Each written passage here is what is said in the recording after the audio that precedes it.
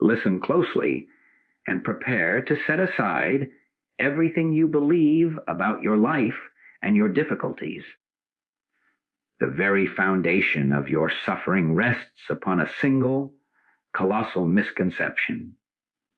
You have been laboring under a profound and painful illusion, convinced that struggle is your divine inheritance, that hardship is the price of your existence. I am here to tell you that this is not true. The ceaseless battle, the grinding effort, the feeling of being perpetually at war with your circumstances, this was never your intended state. You were never meant to bear this crushing weight. The belief that you must is the root of all your fatigue. What if you could step out from under that weight, not by gaining more strength to carry it, but by realizing it was never yours to carry? What if the peace and freedom you seek are not distant rewards, but your present and eternal condition unrecognized? In this communion, we will not add another tool to your burden. We will undertake a sacred act of revelation to see what has always been prior to the world of struggle. We will turn from the problem to the presence. Therefore, let this not be passive hearing, but active inner work. If this truth finds a resonance within you, if it stirs a remembrance, then seal that resonance by subscribing to this channel. Make it a sacred commitment to your own awakening, and to signal your readiness to look beyond the struggle. Comment with the number 777 as a symbol that you are turning from the world of effect to the world of cause. The mind has been conditioned to accept a narrative of conflict as its fundamental reality, a story so deeply woven into the fabric of human experience that it appears self-evident. From the moment we engage with the world, we are taught that effort is the currency of achievement, that resistance is the path to growth, and that life is, in its essence, a series of obstacles to be overcome. We internalize this as truth. We see it in the relentless pursuit of security, believing we must struggle to build a fortress against future lack. We feel it in the strain of our relationships, where we labor to earn love or manage the behaviors of others. We witness it in the quiet desperation of our health, our finances, our very sense of self-worth, each area appearing as a separate battlefield requiring our constant vigilance and exhausting effort. This pervasive sense of striving becomes the background hum of our existence. So familiar, we mistake it for the music of life itself.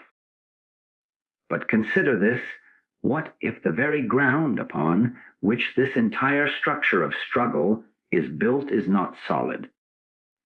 What if it is an illusion, a collective dream so convincing we have forgotten we are dreaming? The struggle feels real, the anxiety is palpable, the fatigue is deep, the challenges are tangible. Yet, the premise that these experiences are your necessary and ultimate reality, that they define you and are yours to solve through personal will, is the misconception. You have been looking at life through a lens of duality, of a self here and a world out there, and in that separation, conflict is born. The you that believes it must struggle is the imagined self, the product of memory, conditioning, and reaction. It is a character in the dream, thinking it must write the script, fight the battles, and secure the outcome. This illusion operates like a shadow cast upon the wall of your being. You spend all your energy reacting to the shadow, trying to outrun it, analyze its shape, or plead for it to change, while remaining utterly unaware of the light, which is its sole source. Your daily struggles are those shadows. The frantic planning for a future you cannot control is a shadow play. The resentment over a past you cannot change is a dance of shadows. The tension in your body as you face a difficult conversation is a shadow of a belief in separate, conflicting interests. You are mesmerized by the drama on the wall, investing it with absolute reality, and in doing so, you turn your back on the light. The struggle, then, is not an intelligent response to reality. It is a hypnotic trance, a profound misplacement of your attention and identity. The exhaustion you feel is not from living a genuine life. It is the exhaustion of maintaining the dream of a separate self. It is the weariness of the actor who has forgotten he is an actor and believes the role is his true being. Every attempt to solve a problem from within the framework of the struggler is simply more activity within the dream. It is rearranging the furniture in the prison cell while believing you are seeking freedom. You may find temporary relief, a better arrangement for a time, but the fundamental confinement remains because you have not questioned the walls themselves. The walls are the unexamined assumptions that life is a battle, that you are alone in it, and that your power resides in your personal ability to fight.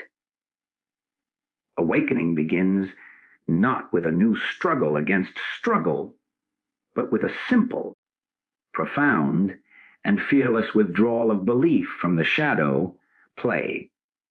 It starts in the quiet moment when, instead of following the frantic thought about tomorrow's meeting, you pause.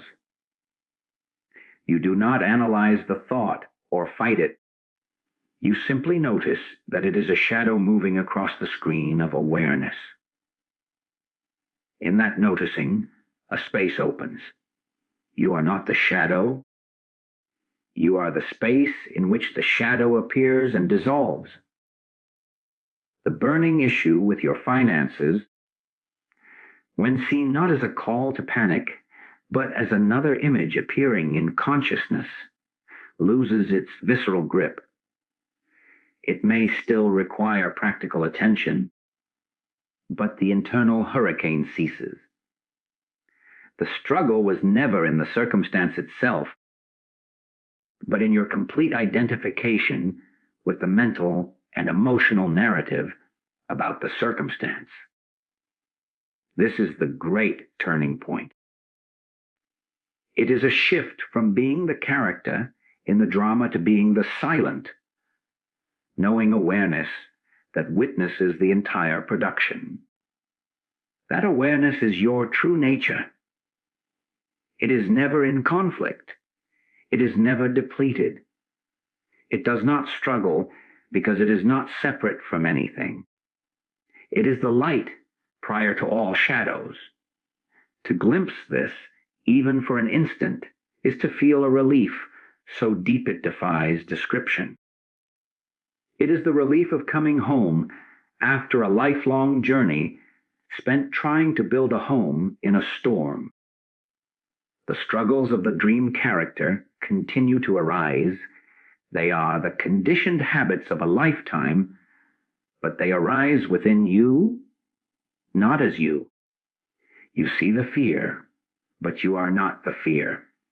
You feel the impulse to strive, but you are not the striver. This recognition is the dissolution of the central illusion. The struggle persists only as long as you grant it the authority of reality by believing, I am this. When that belief falls away, what remains is a peace that has nothing to do with external conditions, a capacity that is not personal, and a freedom found not in winning the battle, but in realizing the battle was never true. But what is it that remains when the clamor of the struggler begins to fade? What is this you that exists prior to the exhausting narrative of effort and attainment? It is not another, better version of the personal self you have been laboring to improve. It is not a more enlightened ego. It is something entirely different in nature, something that has been present all along, yet overlooked because it is too close, too simple, and too still to compete with the dramatic noise of the world. This is your true inherited state, the infinite. Undisturbed consciousness that is the very substance of your being, the I am before it is qualified by any thought, any role, any history. Consider the spaces in between your thoughts. In the moment after a wave of anxiety passes, before the next one forms, there is a gap. That gap is not emptiness, it is fullness without an object. It is peace. Or recall an instant of sheer, unexpected beauty. The way light falls through a window, the sound of distant laughter, the sudden silence after a constant noise stops. In that split second, before the mind rushes in to label it pretty or pleasant, there is a pure experiencing. In that nano moment, you are not a person having an experience. You are the experience itself, seamless and whole. There is no separation, no commentary, no one struggling to capture or understand it. That is not a special state reserved for poets or mystics. It is a flicker of your native condition breaking through the storyline. Your true inheritance is this ever-present, all-inclusive awareness, and it is from this field of pure consciousness that the temporary character of you arises and plays its part.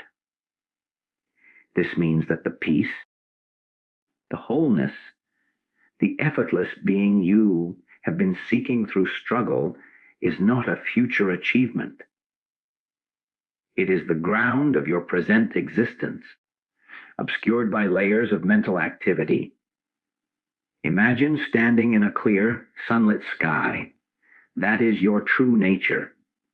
The struggles are the clouds, sometimes wispy, sometimes storm dark and overwhelming.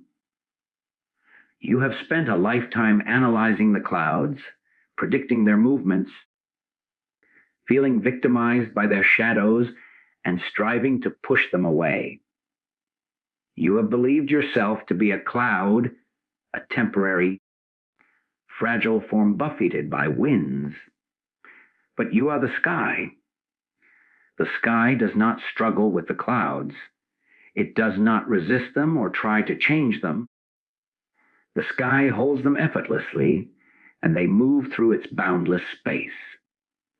Your anger, your financial worry, your sense of inadequacy, these are clouds. They are temporary formations appearing in you, the sky.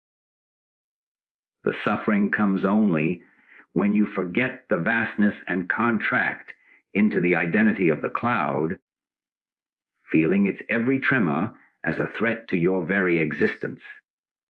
This inheritance is not conditional. It does not wax and wane with your performance or your circumstances. You do not earn it through virtue or lose it through error. You can ignore it. You can be completely oblivious to it for decades, lost in the weather of your thoughts and emotions, but it remains unchanged, the silent background of all that occurs. The frantic search for security is an attempt to create a permanent, safe cloud in the sky. The pursuit of approval is the hope that other clouds will affirm your cloud-ness. But no arrangement of clouds can give you what you already and eternally are, the space that allows all arrangements. When you touch this, even intellectually at first, a profound reorientation begins. The energy you once poured into fixing and managing the clouds, trying to make the fear cloud disappear, polishing the self-image cloud, clinging to the pleasure cloud, that energy begins to retreat back to its source. It is like ceasing to pump air into a complex network of balloons you've been carrying. The struggle was the pumping. The relief is the letting go. This does not render daily life meaningless or passive. On the contrary, it is the beginning of true functionality. When you know yourself as the sky, you can attend to the clouds with clarity and compassion, but without panic. You pay the bills not from a clenching fear of lack, but from a clarity of what the present moment requires. You have the difficult conversation not from a brittle need to defend a cloud self, but from a grounded sense of truth. Action flows, but it is not preceded by the story of a struggler who must act. It is intelligent, spontaneous, and free of the crushing weight of personal stakes. The person you thought you were, with its history, its flaws, its ambitions, becomes a transparent instrument through which the infinite expresses itself finitely. The burden was never yours to carry because the you that was carrying it was an illusion. The reality is that you are the boundless capacity in which all burdens appear and are set down. This is not a philosophy to believe, but a fact to be realized in the quiet cessation of belief in everything else. It is the ultimate discovery, the return to a home you never actually left, to understand that your true nature is this sky, like consciousness is one thing. But how does that translate into the gritty reality of a difficult morning, a broken agreement, a sudden loss? The mind, still deeply habituated to its old ways, will immediately protest. This is beautiful in theory, but my problem is real. My pain is palpable. And here we come to the very crux of the revelation of present peace. It is not the arrival of a new feeling to replace the old ones. It is not a spiritual bypass that pretends the storm isn't raging. It is the staggering realization that peace is not the opposite of chaos. It is the very space in which chaos is permitted to dance. It is the canvas upon which the dark paint of despair is splashed. The canvas is undisturbed by the painting. Your fundamental awareness is untouched by the content of any experience. Think of a time you were in a deep, troubling argument. The words were sharp, the emotions ran hot. But if, in the midst of it, there was a sudden, piercing sound, a smoke alarm, a shattering glass, for one split second, the entire fight was suspended. In that instant, you were pure, startled awareness. The story vanished. The me and the you dissolved into a single, alert presence facing a sound. That presence was there all along. underneath the narrative of grievance. It was the silent witness to both your anger and the other's accusation. That is the present peace. It is not the absence of conflict. It is the conscious space that contains it. The conflict is temporary, a passing formation. The space is eternal, your very self. We have been taught to seek peace as a condition, like seeking sunshine after rain. We believe we must first dismantle the storm clouds of our life to see the sun. But what if the sun, the radiant, silent awareness, is already shining behind, through, and within the storm itself? The revelation is that you are that sun, not a cloud awaiting fair weather. Your pain, when it arises, is not happening to the sun. It is a dark cloud passing before it. You can feel the full, visceral texture of the pain, the tightness in the chest, the ache in the heart, without becoming it. You can say, "This is a powerful sensation of pain appearing in me," and in that simple, non-judgmental noticing, a fissure of light appears. You are the light noticing the pain, not the pain itself. This is the practical alchemy. The suffering was the added layer of resistance, the story that said, "This pain should not be here. It is mine. It defines me. It will never end." The peace is the innate, welcoming awareness that can hold even the story of suffering without being consumed by it. So the revelation occurs not when life becomes perfect, but in the very heart of the imperfection.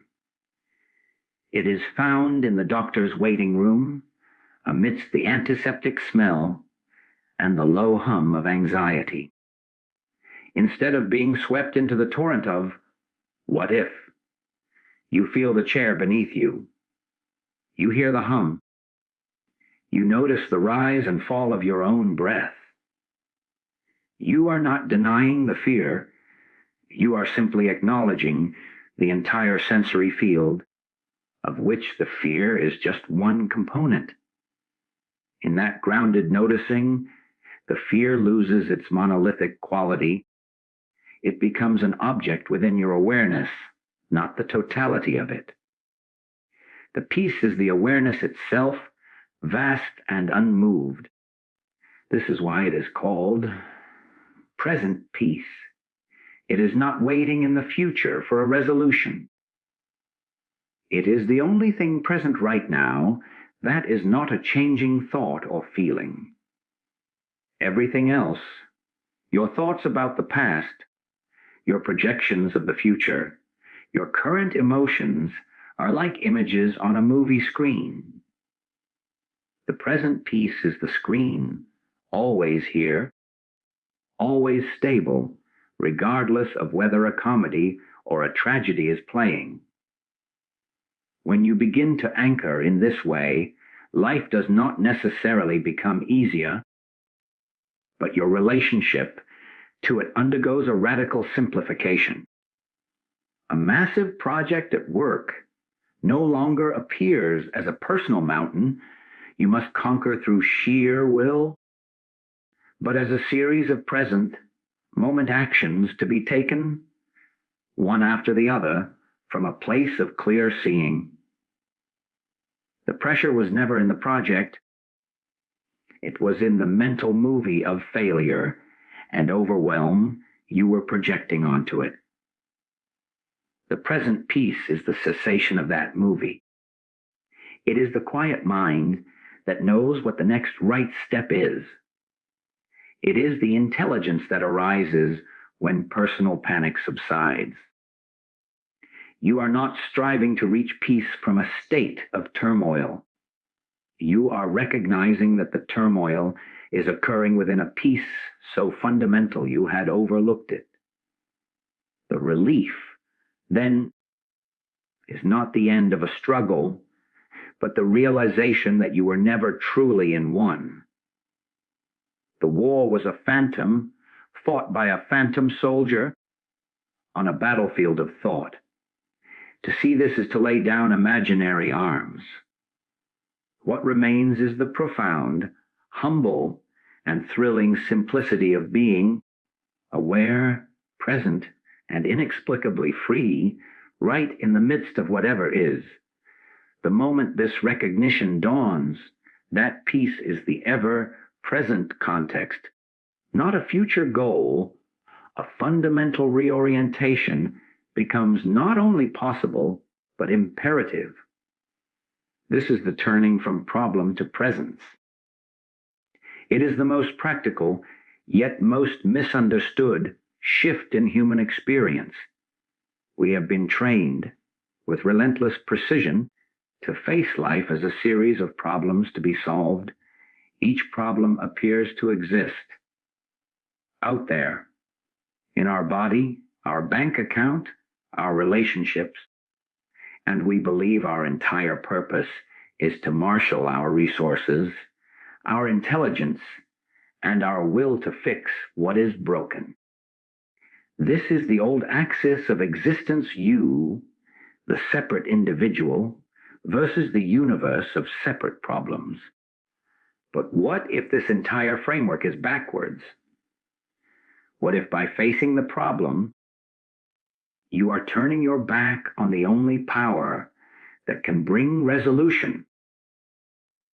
Turning to the presence means shifting your primary attention from the tumultuous content of your life to the silent, aware capacity that is beholding it all. It is the difference between being utterly absorbed in a gripping, terrifying film and, in a flash of remembrance, knowing you are in a theater, safe in your seat. The film continues, the drama, the tension, the noise, but your relationship to it is utterly transformed. You are no longer lost in the plot. You are the one aware of the experience of watching. This is not an act of withdrawal from life, but of engaging with it from your only true place of power. The problem remains a sequence of images on the screen, but the panic, the identity, the sense of being trapped evaporates because you are no longer confusing yourself for a character in that particular drama. In daily terms, this turning looks like a conscious inner gesture. Your child is having a meltdown.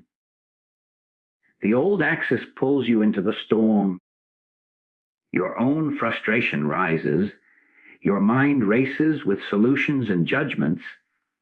You become another reactive element in the chaos. To turn to the presence is to, for one breath, feel the weight of your own body in the space. To notice the sounds, the crying, the ambient noise as simply sound. To be aware of the emotional turbulence within you not as your anger you must either express or suppress, but as a powerful energy moving through the vastness of your awareness. In that turning, a space opens. From that space, an intelligence that is not personal panic can operate.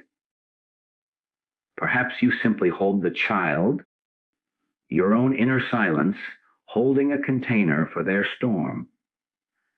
Perhaps a clear boundary is spoken, but from a calm center, not a retaliatory one. The situation may not instantly resolve, but you are no longer part of the problem.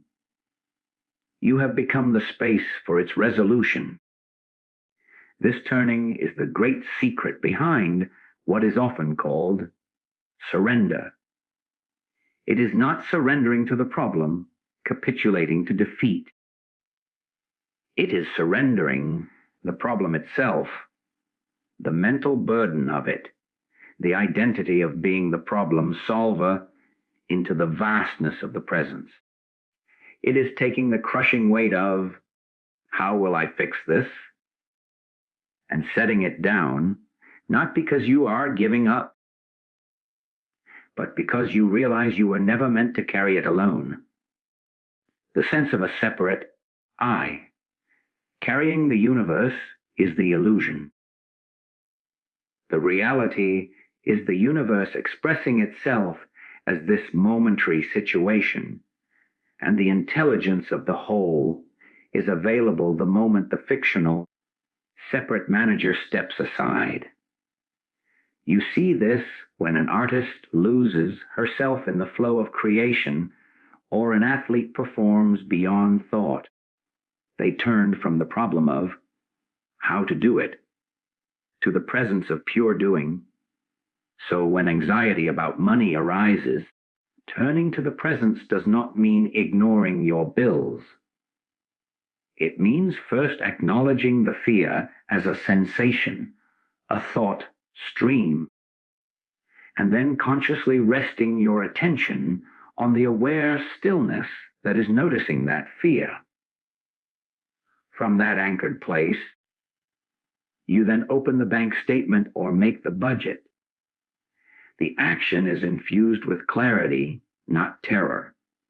When facing a health concern, you turn from the spiraling internet diagnosis and the terrifying future projections, and you anchor in the simple, undeniable presence of life in this breath, in this moment. You then make the doctor's appointment from a place of wisdom and self-care, not from a place of frantic, future-tripping fear. The problem is addressed, but you are no longer at war with it. You have turned from the battlefield to the command center, which is a place of profound quiet. This is the ultimate empowerment, for it releases you from the hamster wheel of solving phantom problems generated by a phantom self. Every moment becomes an invitation to turn. The traffic jam, the critical email, the feeling of loneliness, each is not a call to struggle, but a call to remember. To turn from the compelling story on the screen to the aware, living presence that is your seat in the theater. The problem, when seen from here, often transforms. Sometimes it dissolves as mere misunderstanding. Sometimes it remains as a practical situation to be handled, but shorn of its existential weight. Always, you are freed from the slavery of being its designated solver. You act, but you are acted through. You respond, but from a source deeper than reaction. This turning is the continuous, moment by moment practice of the truth of your being. It is not adding a new discipline, but relinquishing an old, exhausting habit. It is coming home right in the middle of the storm and discovering the storm was never inside the house. Now, this turning is not a passive acceptance of whatever occurs. It is not a spiritual shrug of indifference. To mistake it for such would be to miss the entire point of the revelation. This turning is, in fact, the most active engagement possible, not with the outer form of the problem, but with the very substance of reality itself. It is the shift from being a passive effect of the world to being an active participant in the only creation that truly exists, the inner landscape of consciousness. This is the awakening as active inner work. It is work, but of an entirely different order. It is the work of attention, of vigilance, of a gentle but unwavering fidelity to what is true over what is merely apparent. It is the labor of remembering your name while in the midst of a dream that insists you are someone else. This work does not happen on the level of changing your thoughts or cultivating better feelings. Though these may be temporary effects, it happens at the level of identity. It is the conscious moment, by moment choice to stand as the awareness, rather than to drift as the thought or the feeling. Imagine you are walking through a dense, noisy market. The old way was to be jostled by every stall, captivated by every shout, pulled by every scent, becoming a composite of all these external impressions, agitated, distracted, and lost. The active inner work is to find and keep finding. The silent alleyway just off the main thoroughfare. From that alley, you can still see and hear the market, but you are no longer in the crush of it. The noise is at a distance. Your feet are on solid, quiet ground. The work is to notice when you have been pulled back into the crowd and to gently, without self-judgment, return to the alleyway of your own aware presence. In practical application, this means when a wave of resentment toward a colleague washes over you, the work is not to argue with the resentment or to justify it. That is just more market noise. The active inner work is to feel the sensation of resentment in your body, the heat, the tension, and to simultaneously know this sensation is being observed. That simple knowing is the alleyway. You are observing the storm of emotion from the place that is not stormy. You are not trying to stop the rain. You are standing in the shelter of your own awareness, watching it fall. This requires active attention. It is easier, in the short term, to simply be the resentment, to let it dictate your next email or your internal monologue.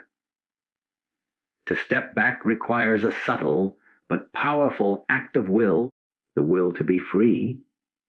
This vigilance transforms ordinary moments into portals of awakening.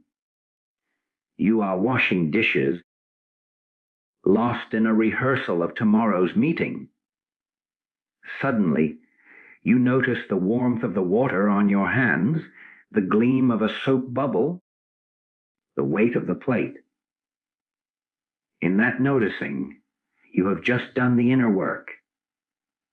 You have returned from the fictional future to the actual present. You have chosen the reality of sensory experience over the phantom world of thought. That is a sacred victory. Or you are lying in bed, and the familiar tape of anxiety begins to play, a reel of financial worries, relational uncertainties. The old pattern is to follow the tape until exhaustion claims you. The active inner work is to hear the first few notes of that familiar, dreaded song, and instead of singing along, to feel the pillow against your cheek, to listen to the actual silence of the room, to sense the rhythm of your own heartbeat. You are not fighting the tape. You are simply playing a different record, the record of present sensory truth. This work is interior, silent, and invisible. No one will see you do it. No one will applaud. Its fruits, however, become unmistakably visible as a growing stability, a resilience that does not come from hardening, but from softening into what is real. A crisis that would have once capsized you for days now finds you, perhaps still shaken, but anchored in a deep place that is not shaken.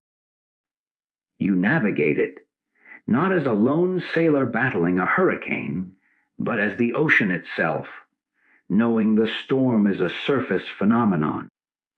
The hurricane exhausts itself, the ocean remains. The work is to remember you are the ocean, especially when the waves are high. This is not mere positive thinking. It is the rigorous, gentle discipline of aligning your sense of self with the only thing that is permanent, the conscious, living presence that is reading these words, that is hearing sounds, that is aware of being aware. Every time you choose that over the story, you are not just managing your mind. You are dismantling the illusion of the separate self and building your life on the rock of reality. It is the one work that ends all other work, for it reveals that the worker, the problem, and the effort were all facets of the same dream.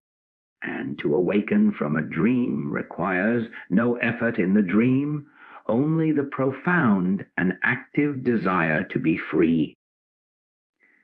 So this is not a philosophy to be considered and filed away. It is a living truth that demands embodiment, a current that seeks to flow through the concrete moments of your day. To merely hear it is to have a map placed in your hands. To walk the terrain is something else entirely. This walking requires a commitment not to a set of beliefs, but to a practice of remembrance. And because we are creatures of action, of ritual and symbol, this commitment is best sealed not in the abstract, but through tangible, sacred acts. These are not empty gestures. They are conscious choices that signal first to your own depths and then to the universe that you are serious about this awakening. They are the deliberate turning of your life, energy away from the dream and toward the reality. Consider the simple, profound act of subscribing to this channel from this new understanding. In the old paradigm, it might be an act of gathering information, of adding another spiritual commodity to your collection. But seen as a sacred act, it becomes something far more significant. It is a vow of inner orientation. By subscribing, you are not just clicking a button. You are planting a flag in the ground of your own consciousness. You are declaring, I am choosing to return to this wellspring of remembrance. I am dedicating a portion of my attention, my most precious resource, to reinforcing this truth against the world's constant pull into forgetfulness. It is a modern day ritual, a setting of your sail to catch the wind of this teaching again and again, allowing it to carry you back to your own center when the currents of daily life grow strong. It makes the passive act of receiving into an active declaration of intent. Similarly, the invitation to comment with a symbolic number, such as 777, is often misunderstood. It is not a request for engagement for its own sake. In the context of this inner work, it becomes a potent act of conscious participation. The number is arbitrary, the action is everything. In that moment of pausing the video, of considering, of intentionally typing those digits, you are performing a sacred interruption. You are stopping the automatic flow of consumption and choosing to give, to offer a signal from the dream back to the dreamer. You are creating a ripple in the field of your own awareness, a ripple that says, I am here. I am awake to this moment. I am participating in this communion. It is a small but powerful act of will. a physical manifestation of your inner is. It transforms you from an anonymous viewer into a conscious co-creator of the shared space of awakening. You are no longer just hearing about the truth. You are enacting a ritual that affirms your connection to it. These acts are like buoys you place in the ocean of your daily life. When you are lost in the fog of a stressful day, the simple memory of having made that commitment, the sacred act of subscribing as a vow, the symbolic comment as a conscious echo, can serve as a homing beacon. It reminds you that you have already chosen a different direction. It pulls you back from the content of your turmoil to the context of your commitment.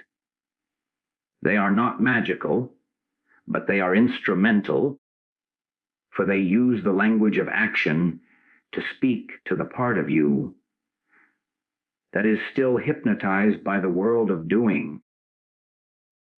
They are a bridge between the understanding of the silent awareness and the noisy, active life you lead.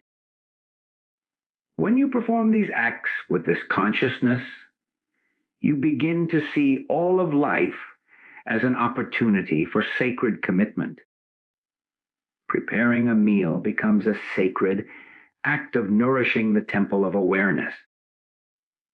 Listening to a friend becomes a sacred act of holding space for another expression of the divine. Even paying a bill can be transformed from an act of lack into a sacred act of circulation and trust, acknowledging the flow of life through you. The initial, specific commitments, the subscription, the symbolic number, are training wheels for this greater vision. They attune your mind to see the potential for sacred intention in every gesture, teaching you that it is not the action itself, but the consciousness, with which you perform it, that liberates. Therefore, let these not be done lightly, nor out of habit. Let them be the first conscious, deliberate motions in a life reconsecrated to truth. They are the outer forming of an inner agreement, the physical echo of the silent I am within. They mark the transition from being a spectator of spiritual ideas to a practitioner of conscious living. Through them, you build a latticework of remembrance around your daily life, a structure that will support you when the winds of old habits blow. They are the practical beginning, the point where infinite truth meets finite action, and in that meeting, your transformation from a dreamer of struggle to an awakened being is not just hoped for, but actively and sacredly undertaken.